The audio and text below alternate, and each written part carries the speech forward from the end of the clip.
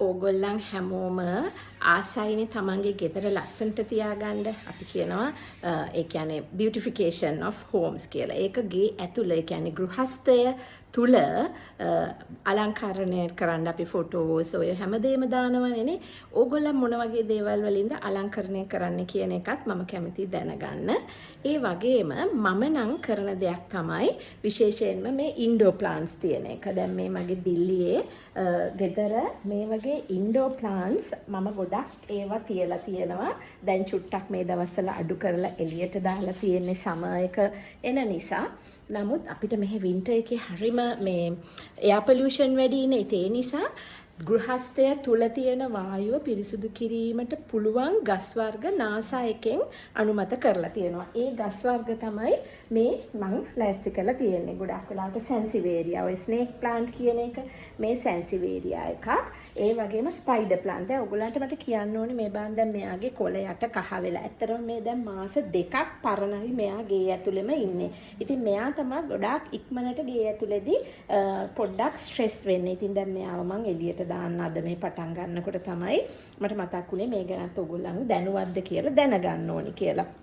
ඉතින් දැන් මෙයාගේ කොළ ටික අයින් කරලා වේලිච්ච ඒවා මෙයාට කොච්චර වතුර දුන්නත් වැඩක් නැහැ මේ වගේ අවස්ථාවකදී මෙයා ස්ට්‍රෙස් වෙලා ඉන්නේ ගේ ඇතුලේ හිටපු නිසා දැන් එයාට හොඳට වායුව ඕන මේ ස්පයිඩර් ප්ලාන්ට්. එතකොට සිංගෝනියා කියන්නේ එයා පියුරිෆයින් ප්ලාන්ට් එකක්. තව මේ සැන්සිවේරියා එකක් තියෙන්නේ. ඒ වගේම සිංගෝනියා වල පාටවල් දෙකක් තියෙනවා. ඔයගොල්ලන් ගාව ඒක ඇති සමහර විට අර ඉස්සෙල්ලා පෙන්වුවේ මං සුදු සිංගෝනියා එක. ඊළඟට මේ තියෙන්නේ රතු සිංගෝනියා එක.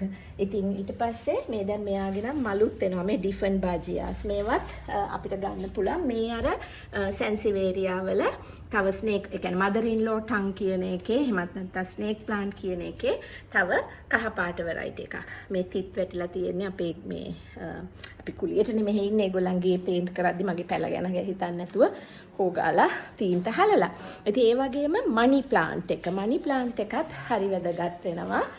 අපි කියන්නේ ගෝල්ඩන් පැතොස් කියලා මේ ඒකත් අපිට ගේ ඇතුළේ දැන් මෙයාව නම් මම පෝච්චියේම ගේ ඇතුලේ තියලා මේ ජනේලේ උඩට යවනවා. එයාව මම එළියට ගන්නෙම නෑ. එයා පර්මනන්ට්ලි මෙතන ඉන්න එක්කෙනෙක්. හැබැයි යාට හිරු එළිය හරින් එන නිසා බල්කනි එකෙන් එයාට සර්වයිව් වෙන්න පුළුවන්.